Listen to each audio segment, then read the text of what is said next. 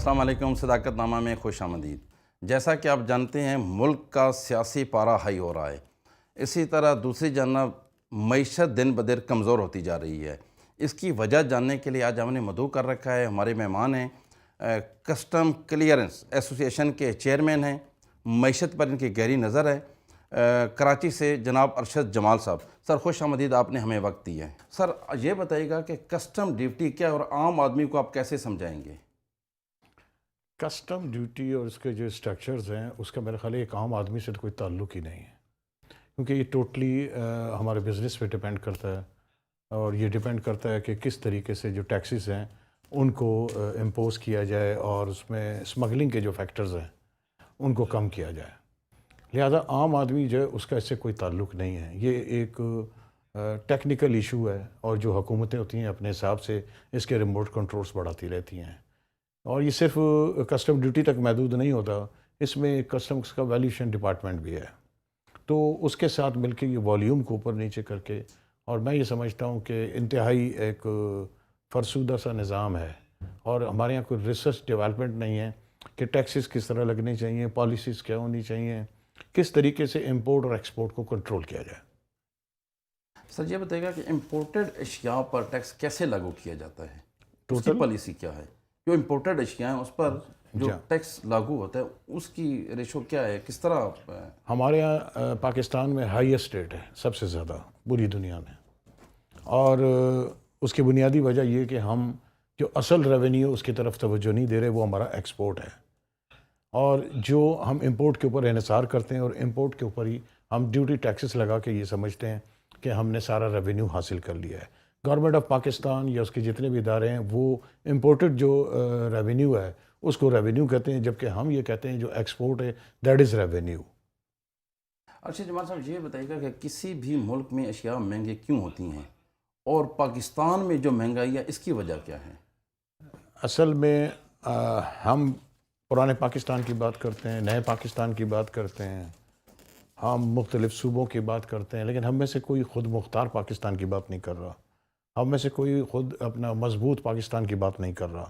جیسا میں نے بھی پہلے عرض کیا کہ پالیسیز جو ہیں ان کو بہتر ہونا چاہیے، ریسرچ اینڈ ڈیولپمنٹ کے حوالے سے بہت سارا کام ہونا چاہیے، منسٹری آف کامرس اس کو بہت زیادہ کام کرنے کی ضرورت ہے، لیکن جب پولیٹیکلی انفلوئنس آتا ہے تو جو معاشیات کے ماہر ہیں وہ مائنس ہو جاتے ہیں۔ لہٰذا یہ سارا ٹریڈ ڈیفیسٹ کا جو فرق ہے وہ اسی لیے ہے۔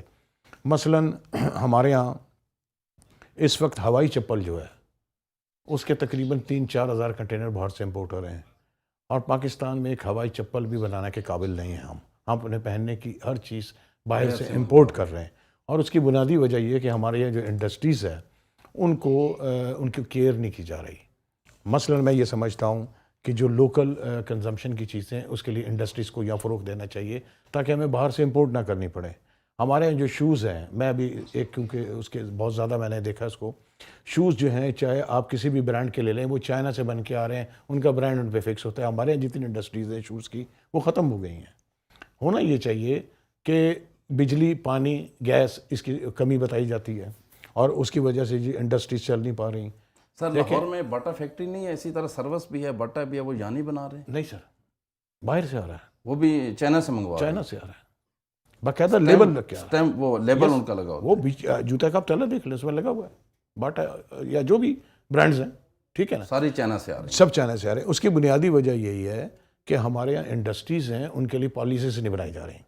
مثلاً میں نے ابھی ایک پرپوزل بنایا کہ سمندر کا جو ہمارا کنارہ ہے سارا بہت بڑا ساحل ہے، آپ لے لیں کراچی سے لے کے آگے بلوچستان تک، اگر ہم یہاں انڈسٹریز لگائیں گے ہمارے یہاں پانی، بجلی، ساری چیزیں موجود ہیں، ہم اپنی انڈسٹریز کو یہاں فروغ دے سکتے ہیں، جو اشیاء ہمارے ملک میں بننی چاہیے وہ یہاں بن سکتی ہیں۔ ایکسپورٹ بات کی بات ہے، پہلے میں اپنی ضرورت کی چیز تو یہاں استعمال کر لوں، جب میں اپنی ضرورت کی چیز بھی نہیں بنا سک رہا تو میں باقی کیا کروں گا کام؟ تو ہونا یہ چاہیے کہ یہ سارا ہمارا ساحل اس کو استعمال کریں۔ آپ دیکھیں گوادر میں چائنا نے آ کے جو کام کیا ہے وہ کیا کر رہے ہیں، یہ کام تو کر رہے ہیں، ان کو بجلی پانی کی ضرورت ہی نہیں ہے، وہ سارا وہیں سے حاصل کر رہے ہیں۔ وہاں جو انڈسٹریل زون لگائے انہوں نے وہ سارے کیوں کامیاب ہو رہے ہیں؟ وہ اپنی ساری پروڈکشنز وہاں کر رہے ہیں، تو کیوں نہیں پاکستان ہم اپنے ملک کو بیچیں نہیں، ایک خود مختار پاکستان بنے، ہمیں بالکل ہر ممالک سے اب دوستی ہونی چاہیے، ہر ممالک کو ہمیں یہاں جگہ دینی چاہیے، لیکن پاکستان کا جو تاجر ہے اس کو بھی تو جگہ دیں۔ جب آپ اس کو جگہ نہیں دیں گے یہ سارا فرق آ جائے گا۔ ہمارے یہاں ٹریڈ ڈیفیسٹ کا بیسکلی ایشو یہ ہے کہ وہاں سے ایک تو انڈر انوائسنگ کرنی پڑتی ہے جب امپورٹ کرتے ہیں۔ انڈر انوائسنگ کا مقصد یہ ہے کہ یہاں پر جب میں مارکیٹ میں لے کے آتا ہوں تو چونکہ اسمگلنگ بہت زیادہ ہے، اسمگلنگ کی وجہ سے ہمیں یہاں ایشو ہوتا ہے۔ اسمگلنگ رک سکتی ہے، کوئی اتنی بڑی بات نہیں ہے۔ سر آپ بہت عرصے سے وابستہ ہیں کسٹم کے ادارے سے، FBI سے، تو یہ جو اسمگلنگ ہے اس کو کیسے روکا جا سکتا ہے؟ سر وہی عرض کر رہا ہوں، پیرل ٹو اسمگلنگ کاسٹ ہونے چاہیے ٹیکسز، کہ جو اسمگلنگ کاسٹ ہے اس کے پیرلل آپ ٹیکسز لگا دیں۔ اس سے یہ نہیں ہوگا کہ امپورٹ بڑھ جائے گی، بلکہ اس سے ایک تو ہمارا ویلیوز درست ہو جائیں گی، جو انڈر انوائسنگ ہے وہ ختم ہو جائے گی، پلس اس کو مشروط کریں انڈسٹری سے کہ انڈسٹری جو ہے اس کو اتنا زیادہ انسینٹو دیں کہ یہاں پر ہماری اشیاء خود بنے، وہ امپورٹ نہ ہو۔ جب میرے پاس یہ چیز سستی اویلیبل ہوگی مجھے امپورٹ کرنے کی ضرورت نہیں ہے، مجھے اس کے اوپر کوئی ٹیکس لگانے کی ضرورت نہیں ہے۔ اب الٹیمیٹلی یہی ہو رہا ہے کہ ہم ٹیکس زیادہ لگا رہے ہیں۔ مثلا بہت ساری اشیاء ہیں یہاں پہ، ابھی آپ دیکھیں سولر پینلز امپورٹ ہو رہے تھے۔ سولر پینل ہمارے ملک کی ضرورت ہے، بجلی کے لیے ایک بہت بڑا انسٹرومنٹ ہے، اس پہ سارے ٹیکسز فری تھے، اور اب وہ بہت زیادہ گرو کر رہی تھیں انڈسٹریاں، سولر پینل کا استعمال زیادہ ہو رہا تھا، اس پہ 20% سیل ٹیکس لگایا گیا۔ ایک ایسا کنٹینر جس پہ 0% ٹیکس تھا اب 1.5 کروڑ روپیہ ٹیکس ہے۔ آپ مجھے بتائیں کون سی پالیسی ہے جس کے تحت آپ امپورٹ کو کنٹرول کر رہے ہیں؟ آپ ایکسپورٹ پہ توجہ ہی نہیں دے رہے ہیں بالکل۔ ایکسپورٹ کے لیے بہت پوٹینشیل ہے، ہمارے سفارت خانے ہیں باہر، وہ یہاں کیا کر رہے ہیں سفارت خانے؟ وہاں پر جو اتاشی ہیں کمرشل اتاشی، وہ آپ نے کس کو لگایا ہوا ہے؟ آپ نے کون سی ایسی بزنس کونسلز بنائی ہوئی ہیں جو دونوں ملکوں کے اندر ہماری مل کے کام کریں اور ہمارا جو عام تاجر ہے اس کو پروٹیکشن دیں، اس کی اشیاء کو مارکیٹ میں لے کے جائیں؟ سر اس پہ مزید بات کریں گے، چھوٹی سی بریک لیتے ہیں، بریک کے بعد واپس آتے ہیں۔ جی ایک بریک لیتے ہیں۔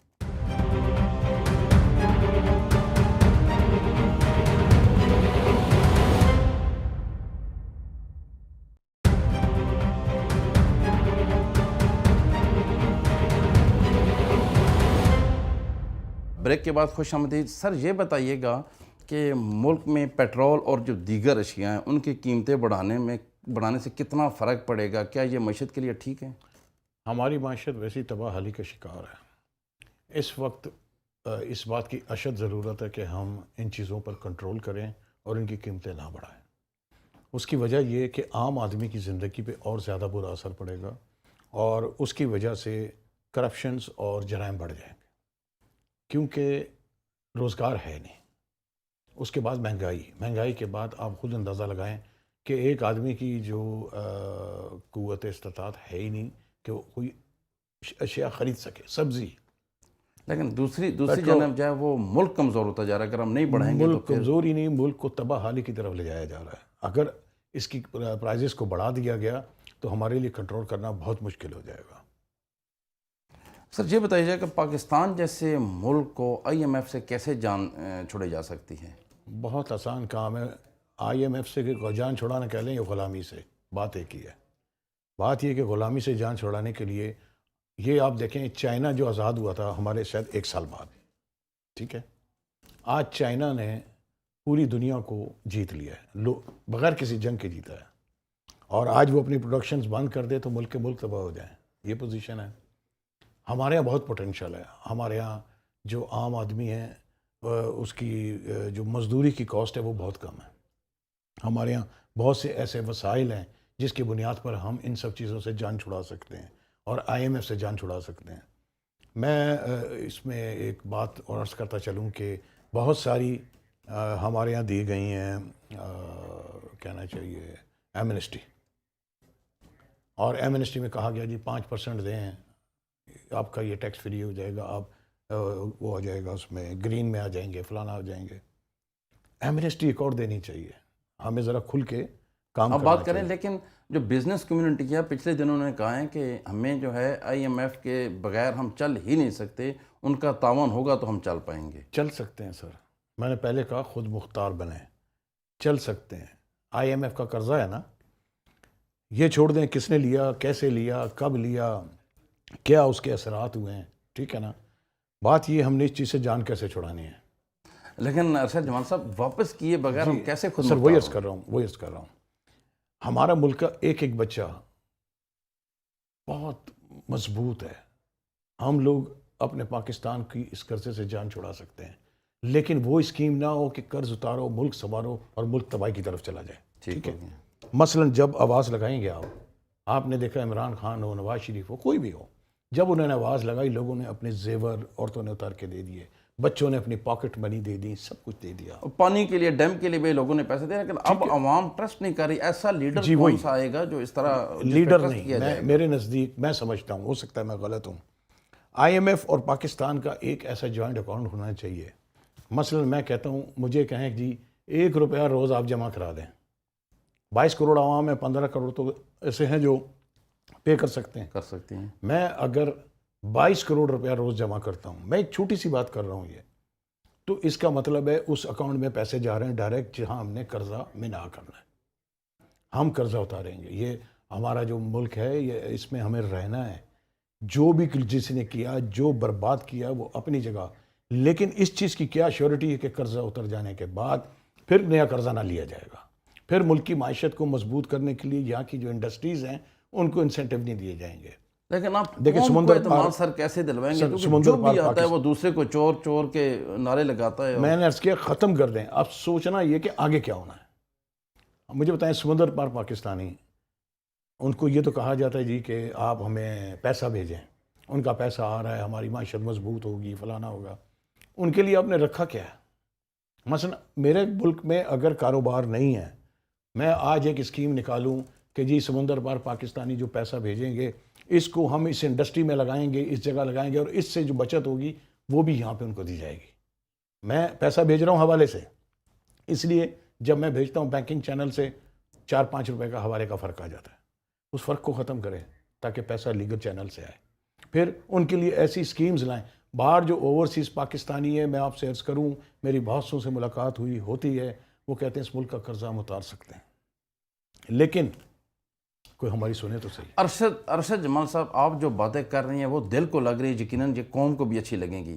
لیکن اس وقت ڈالر جو ہے وہ 200 کو ٹچ کرنے جا رہا ہے. پیٹرول کی صورتحال بھی آپ کے سامنے اگر بڑھ جاتا ہے, قوم جو ہے وہ اس وقت بے بسی کا شکار ہے. پوری قوم کو یہ قرضہ اتارنا ہے سر, یہ کسی سیاستدان نے نہیں اتارنا.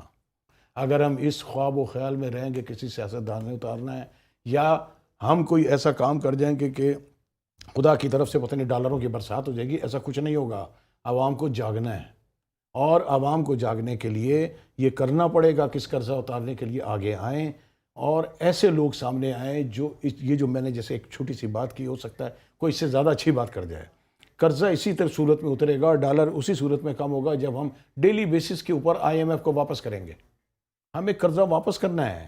یہ قرضہ جب آپ دیکھیں بات ہوتی ہے اپر لیول پہ, وہ کہتے ہیں کہ ایک پاکستانی پہ 6 لاکھ روپے قرضہ ہے. لیکن سر اگر پاکستان پہ نہیں کہہ رہے. ارشد جمال صاحب, اگر پاکستانی کی بات کریں تو پاکستانی قوم نے جتنا معیشت کے لیے کام کیا, جتنا اپنے اوپر انہوں نے چیزیں دیکھیں نا, انہوں نے ہر موقع بجلی پہ ہم ٹیکس دے رہے ہیں, گیس پہ ٹیکس دے رہے ہیں, پیٹرول پہ ٹیکس دے رہے ہیں, کھانے کی تمام اشیاء پہ ٹیکس دے رہے ہیں. اب اس سے زیادہ پھر آپ کیا چاہیں گے قوم سے؟ سر میں وہی عرض کر رہا ہوں, اس وقت ہم جس پوزیشن میں, اگر ہم یہ وہ درخت ہے جس کے اوپر بیٹھ کے کاٹا جا رہا ہے, اس کو کاٹ کون رہے ہیں سیاستدان, وہ شاخ کو کاٹ رہے ہیں, ان کو روکنا ہے.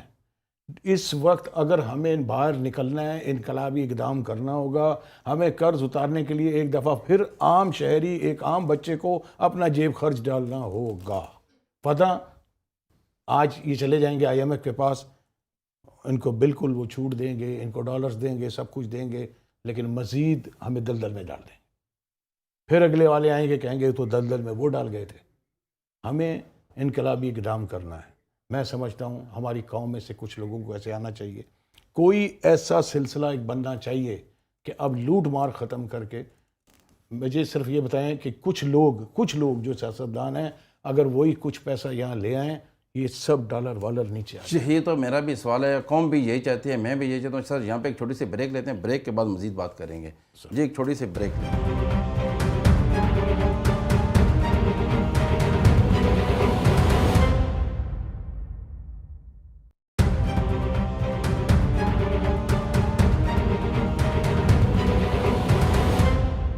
بریک کے بعد خوش آمدید۔ سر یہ بتائیے گا کہ آئی ایم ایف کا ہم رونر ہوتے ہیں، جو بھی اقتدار میں ہوتے ہیں وہ آئی ایم ایف سے قرض لیتے ہیں، جب پھر جاتے ہیں تو ایک عجیب سا ایک کہانی سامنے آتی ہے۔ ابھی بھی خان صاحب کہہ رہے ہیں کہ ہاں ہم نے اگر آئی ایم ایف سے قرضہ لیا تو خزانے میں ہم بہت سی رقم چھوڑ کر گئے ہیں یا ان کو نکالا گیا جیسے بھی ہے۔ آپ کیا سمجھتے ہیں کہ خزانے میں کوئی رقم وہ چھوڑ کر گئے ہیں؟ ابھی کیا صورتحال ہے، چونکہ آپ تو اس کو بہتر سمجھتے ہیں۔ دیکھیں سر، اس وقت پوزیشن یہ ہے کہ اگر میں کسٹم ٹیکس پے کرتا ہوں وہ ڈائریکٹ آئی ایم ایف کے پاس جاتا ہے، اسٹیٹ بینک ان کے پاس ہے، اسٹیٹ بینک آپ کے پاس نہیں ہے۔ آپ کو اگر اپنی تنخواہ کے پیسے لینے وہ بھی اسٹیٹ بینک سے لینے ہیں، تو اسٹیٹ بینک کس کے پاس ہے؟ I M F. I M F کے پاس ہے۔ جب میں ٹیکس پے کرتا ہوں ڈائریکٹ ٹیکس چلا جاتا ہے آئی ایم ایف کے پاس۔ اسٹیٹ بینک کو نہیں کہوں گا، میں آئی ایم ایف کو کہوں گا، ٹھیک ہے؟ تو کون سا پیسہ، کون سا خزانہ تھا جو وہ چھوڑ کے چلے گئے، یا کون سا ایسا خزانہ ہے جو ہم کہتے ہیں جی موجود ہے ہمارے پاس؟ اگر یہ سب کچھ موجود ہے تو بھیک کیوں مانگ رہے ہیں؟ نہیں مانگنی چاہیے، ہمیں نہیں جانا چاہیے کہیں۔ دیکھیں، جو دھرنا ہے نا، میں یہ سمجھتا ہوں نہ کسی سیاسی پارٹی کا ہونا چاہیے، کسی کا، اب دھرنا انقلابی دھرنا ہونا چاہیے، عوام کا دھرنا ہونا چاہیے، جو یہ کہیں کہ ایک ایسی کونسل بناؤ، ایک ایسا ادارہ بناؤ کہ جو اس قرضے کو اتارنے کے لیے گارنٹی دے۔ لیکن عوام صاحب کون بتائے گا عوام کو یہ ساری چیزیں جو آپ کے پاس ہیں، اس طرف کون نکلے گا؟ کوئی ایسا کوئی حل بتائیں نا اس کا۔ بہت سے لوگوں کو برا لگ جائے گا، لیکن میں آپ کو صاف بات کہوں کہ اس وقت ہماری جو فوج ہے وہ بہت بڑا کردار ادا کر سکتی ہے۔ آپ کہیں گے جی وہ تو سیاست میں نہیں آ سکتے، سیاست نہیں، میرے ذہن میں جو ایک اور پلان تھا کہ ہم پبلک پرائیویٹ پارٹنرشپ جو ہے وہ قائم کریں۔ اس وقت ضرورت ہے اس چیز کی۔ لیکن فوج تو سر دیکھیں نا، وہ تو ملک کی محافظ ہے، وہ سرحدوں پہ کام کر رہی ہے، اور وہ ہے بھی ویسے دفاع کے لیے۔ اگر فوج کو ہی ہم انوالو کریں گے تو پھر تو یہ جمہوریت، یہ سیاست، یہ ساری چیزیں ہمارے کس کام کی ہیں؟ جتنی ریسرچ، جتنی معلومات اور جتنا کنٹرول فوج کا ہے، کسی کا نہیں۔ اس کی وجہ یہ کہ وہ پیورلی پاکستان کے حوالے سے سوچتے ہیں، پاکستان کے حوالے سے بات کرتے ہیں، پاکستان کے تحفظ کی بات کرتے ہیں۔ یہ مجھے بتائیے کیا یہ جنگ نہیں ہے اس وقت؟ آپ اس کو کیا کہیں گے کہ لوٹ مار کر کے پاکستان کو تباہ کر دو؟ فوج بیٹھی ہوئی بولے نہیں ہم نے تو صرف بندوق کی گولی چلانی ہے۔ نہیں، کنٹرولنگ پاور ہونی چاہیے، لیکن اس طرح نہیں کہ سارا آپ اس کو دے دیں۔ بالکل، یہ جتنی سیاسی جماعتیں ہیں ساری جڑ کو بیٹھے ہیں۔ میں نے کہا کہ ایک کونسل بناؤ جو پاکستان بچائے، پاکستان کو بچاؤ خدا کا واسطہ۔ ایک عام آدمی تیار ہے آپ سب کی مدد کرنے کے لیے، وہ آج کہہ رہا ہے کہ مجھے بچا لو، وہ نہیں چاہ رہا کہ میں بھوکا مروں، وہ نہیں چاہ رہا ہے کہ میں قرضوں کے تلے دبوں۔ تو آپ اس کے لیے فائدہ اٹھائیں، لیکن سب بلیک اینڈ وائٹ ہو، بلیک اینڈ وائٹ ہونا چاہیے۔ یہ عوام کے سامنے ہو ہر چیز جو آئی ٹی کا دور ہے سر، اس آئی ٹی کے دور میں ہر چیز نظر آ رہی ہے اسکرین کے اوپر۔ میں اگر آج آئی ایم ایف کو 22 کروڑ جمع کرا رہا ہوں، ایک ایک روپیہ کر کے مثال دے رہا ہوں میں، تو 22 کروڑ ریفلیکٹ ہو رہا ہے کہ یہ قرضہ تھا۔ مجھے اور آپ کو نہیں پتا قرضے کتنے ہیں، مجھے آپ کو نہیں پتا کہ بیک اینڈ کے اوپر جو ان سے باتیں کی گئی ہیں، بیک اینڈ کے اوپر جو ان سے کانٹریکٹ کیے گئے ہیں وہ کیا ہیں۔ یہ منظر عام پہ آنے چاہیے۔ اب وہ دور نہیں ہے، اب سب کچھ خیر صاحب، پاکستان کے پاس زر مبادلہ کے ذخائر 10 ارب ڈالر رہ گئے ہیں۔ جی، مستحکم معیشت کے لیے کتنے ذخائر ہونے چاہیے؟ دیکھیں، میں معاشیات تو نہیں ہوں، ماہر معاشیات اتنا بڑا، لیکن بہرحال بہت کم ذخائر ہیں، اور بنیادی وجہ یہی ہے کہ ہم اپنے ذخائر کو بیچ رہے ہیں۔ دیکھیں، پبلک پرائیویٹ پارٹنرشپ کی جو میں نے بات کی، آج یہ اس چیز کو لے کے بیٹھے ہیں، اس کے اوپر ریسرچ کریں، جو سمندر پار پاکستانی ہیں ان کے ساتھ پبلک پرائیویٹ پارٹنرشپ کریں، ان کو شامل کریں پاکستان کی معیشت میں، پاکستان کی انڈسٹری میں، آپ کو انقلاب نظر آئے گا۔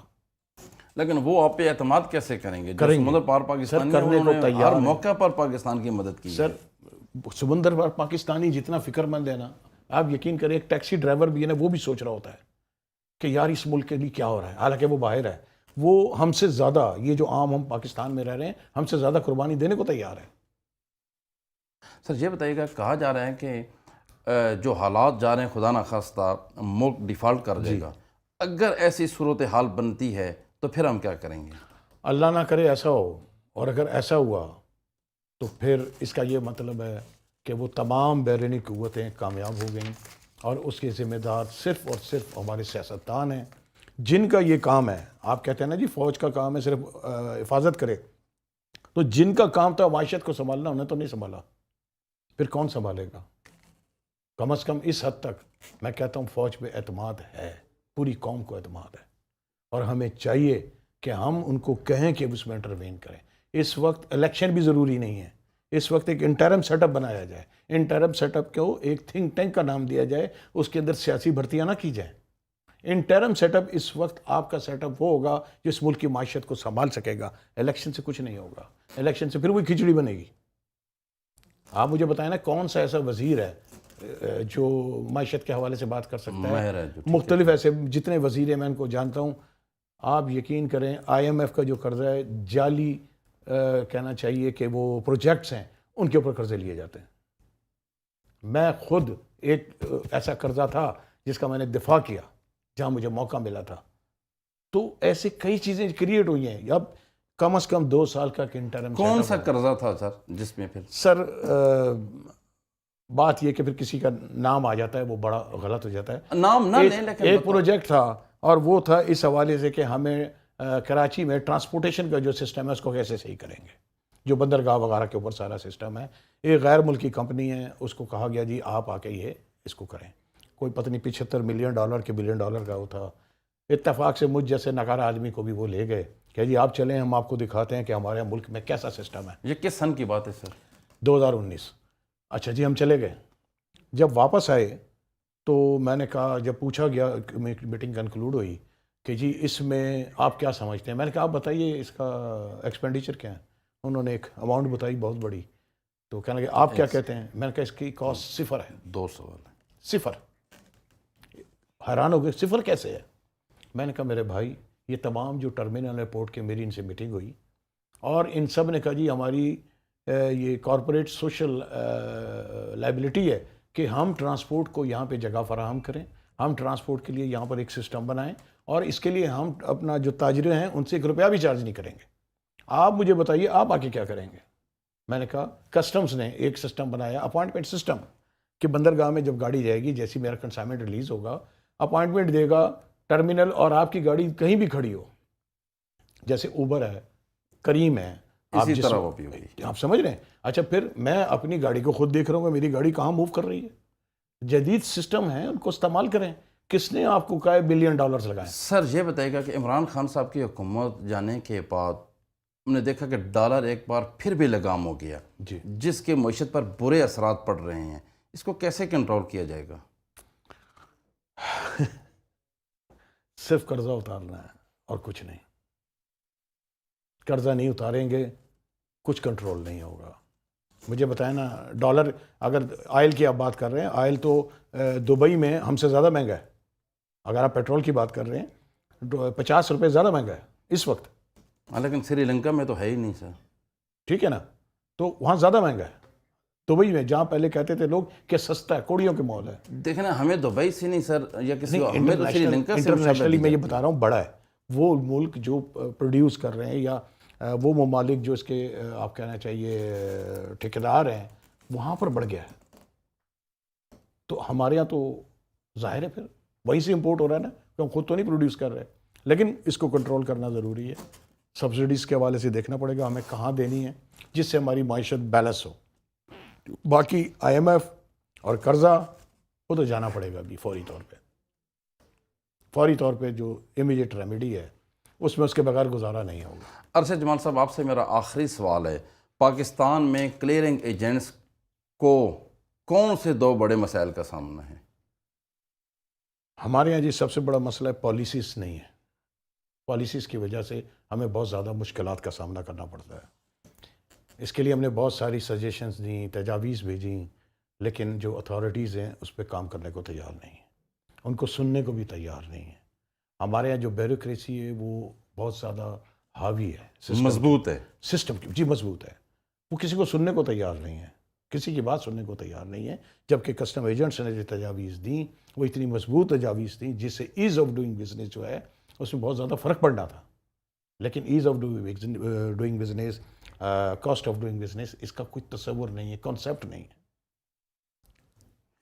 سر بہت شکریہ وقت دینے کا۔ ارشد جمال صاحب آپ نے ہمیں وقت دیا۔ ناظرین، پروگرام کا وقت ختم ہوا ہے، ہمیں اجازت دیجیے، اگلے پروگرام تک کے لیے خدا حافظ۔ پاکستان پائندہ باد۔